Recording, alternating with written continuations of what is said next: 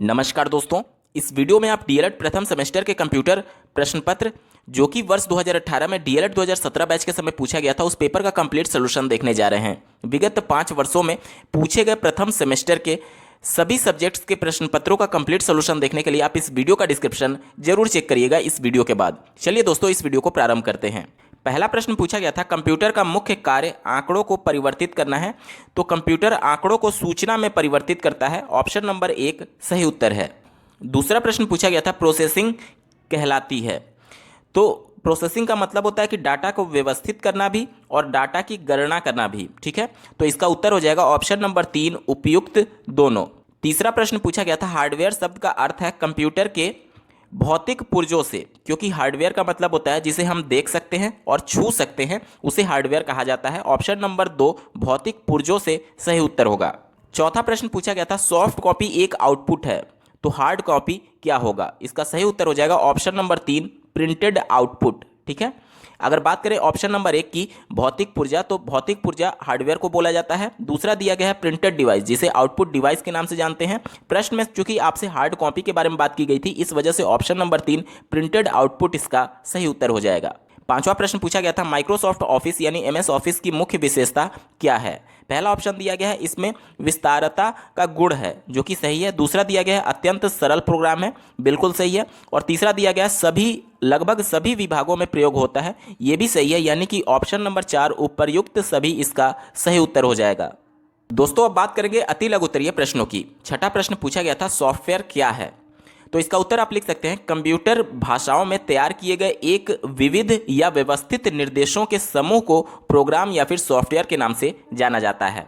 सातवां प्रश्न पूछा गया था, आउटपुट किसे कहते हैं? तो प्रोसेसिंग के पश्चात प्राप्त परिणाम जो हमारे समक्ष प्रस्तुत होता है उसे आउटपुट कहते हैं। आठवां प्रश्न पूछा गया था, इंटरनेट एक्सप्लोरर क्या है? इसका उत्तर आप लिख सकते हैं कि इंटरनेट एक्सप्लोरर एक ग्राफिकल वेब ब्राउजर की श्रेणी में आता है जिसका विकास माइक्रोसॉफ्ट कंपनी ने किया था। तो इंटरनेट एक्सप्लोरर एक वेब ब्राउजर है। नौवां प्रश्न पूछा गया था, एमएस आउटलुक क्या है? लिखिए। तो इसका उत्तर हो जाएगा, यह टूल्स माइक्रोसॉफ्ट फ्रंट पेज की तरह एक सूचना प्रदान करने वाला मैनेजर है। 10वां प्रश्न पूछा गया था, डेटाबेस क्या होता है? लिखिए। तो डेटाबेस इंफॉर्मेशन यानी जानकारी का संग्रहालय होता है जहां संबंधित जानकारी को संग्रहित करके रखा जाता है। 11वां प्रश्न पूछा गया था, मल्टीमीडिया क्या है? लिखिए। तो मल्टीमीडिया टेक्स्ट, पिक्चर्स, ग्राफिक्स, ध्वनि, एनिमेशन एवं वीडियो आदि का मिला जुला रूप होता है जिन्हें कंप्यूटर व अन्य इलेक्ट्रॉनिक माध्यमों द्वारा व्यक्त किया जा सकता है। दोस्तों, अब बात करेंगे लघु उत्तरीय प्रश्नों की। 12वां प्रश्न पूछा गया था, ऑपरेटिंग सिस्टम को समझाइए। तो ऑपरेटिंग सिस्टम कई छोटे छोटे सॉफ्टवेयर का समूह होता है और ऑपरेटिंग सिस्टम जो होता है वो सिस्टम सॉफ्टवेयर होता है। देखिए, सॉफ्टवेयर 2 प्रकार के होते हैं, पहला सिस्टम सॉफ्टवेयर और दूसरा एप्लीकेशन सॉफ्टवेयर। सिस्टम सॉफ्टवेयर उन सॉफ्टवेयर को कहते हैं जो किसी डिवाइस को रन करने के लिए यानी चलाने के लिए आवश्यक होता है, जिसकी अनुपस्थिति में डिवाइस रन नहीं कर पाएगा। जैसे कि आप अपने मोबाइल का उदाहरण लेकर के देखिए, आपके मोबाइल के अबाउट डिवाइस वाले कॉलम में जब आप जाएंगे तो आपको एंड्रॉयड ऑपरेटिंग सिस्टम का वर्जन दिखेगा, यानी कि मोबाइल के लिए जो ऑपरेटिंग सिस्टम क्या है, एंड्रॉयड हो गया। ठीक है, और जो आप अन्य एप्लीकेशन यूज करते हैं जैसे कि व्हाट्सएप हो गया, फेसबुक हो गया, तो ये सभी एप्लीकेशन सॉफ्टवेयर हैं। कहने का मतलब कि ये सभी नहीं भी रहेंगे तो भी आपका डिवाइस रन करेगा। तो सिस्टम सॉफ्टवेयर वही होता है जिसके बिना आपका डिवाइस रन नहीं कर पाएगा और यही ऑपरेटिंग सिस्टम के नाम से जाना जाता है। ठीक है, सामान्यतः ऑपरेटिंग सिस्टम एक प्रकार का नियंत्रण कार्यक्रम है जो कंप्यूटर पर नियंत्रण रखता है। ऑपरेटिंग सिस्टम को मास्टर कंट्रोल प्रोग्राम भी कहा जाता है क्योंकि यह कंप्यूटर से जुड़ी सभी डिवाइसों पर नियंत्रण रखता है। ऑपरेटिंग सिस्टम के बिना कंप्यूटर अपूर्ण है क्योंकि ऑपरेटिंग सिस्टम हार्डवेयर एवं विभिन्न एप्लीकेशन सॉफ्टवेयर के मध्य संबंध स्थापित करता है तथा सभी साधनों के प्रबंधन एवं प्रोग्रामिंग से संबंधित कार्य करता है। तो इस प्रकार से आप लिख सकते हैं। प्रश्न संख्या 13 पूछा गया था, हार्ड डिस्क ड्राइव से आप क्या समझते हैं?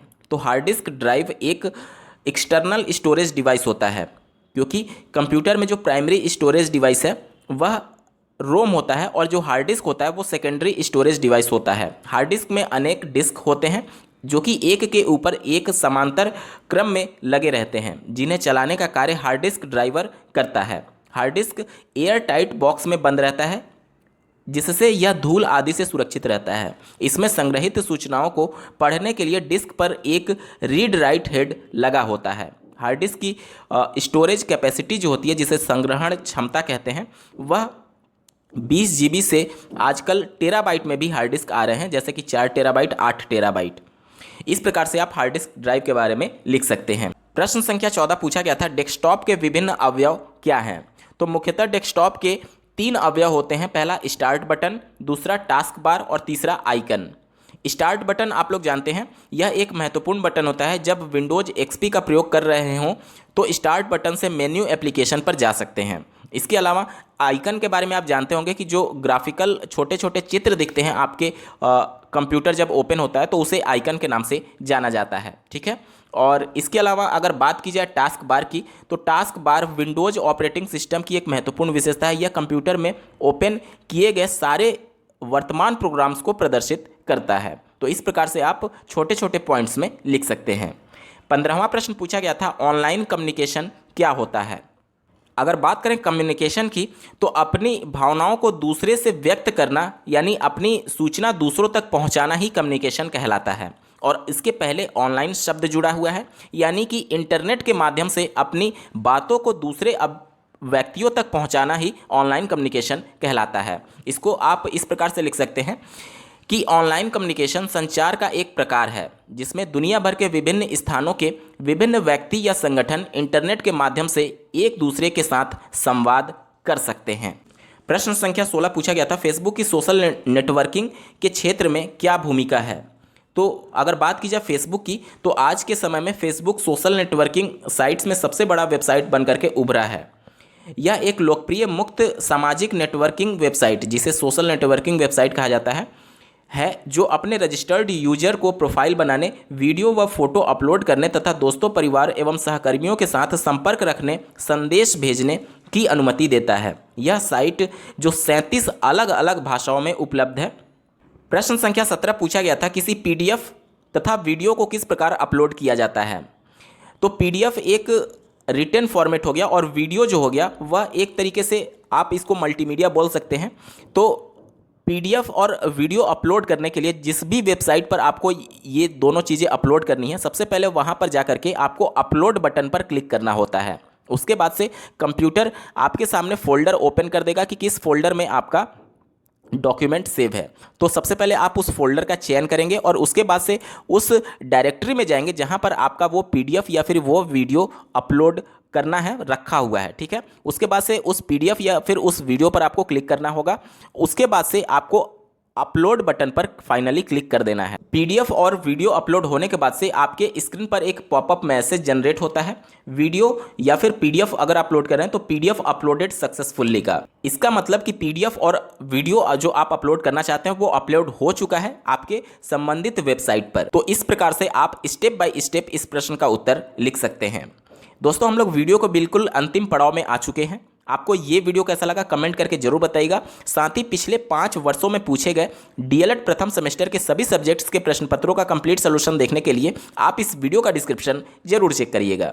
18वां प्रश्न पूछा गया था, MS वर्ड का परिचय दीजिए। MS वर्ड के बारे में आप लिख सकते हैं कि माइक्रोसॉफ्ट वर्ड प्रोसेसिंग सॉफ्टवेयर का एक उदाहरण है। माइक्रोसॉफ्ट वर्ड MS ऑफिस का ही एक सॉफ्टवेयर होता है जिसको माइक्रोसॉफ्ट कंपनी के द्वारा बनाया गया है। इसके आगे आप लिख सकते हैं, माइक्रोसॉफ्ट वर्ड का प्रयोग letter writing, resume, mail merge आदि कार्यों के लिए किया जाता है। इसलिए माइक्रोसॉफ्ट वर्ड को वर्ड प्रोसेसिंग के नाम से भी जाना जाता है। दोस्तों, यहाँ पर DLED प्रथम सेमेस्टर के कंप्यूटर प्रश्न पत्र का पूरा सोल्यूशन आपने देखा। आपको ये वीडियो कैसा लगा कमेंट के माध्यम से जरूर बताइएगा और ऐसे ही महत्वपूर्ण अपडेट के लिए इस चैनल को सब्सक्राइब करना ना भूलें। इस वीडियो को देखने के लिए आपका बहुत बहुत धन्यवाद। भगवान करे आपका दिन शुभ हो।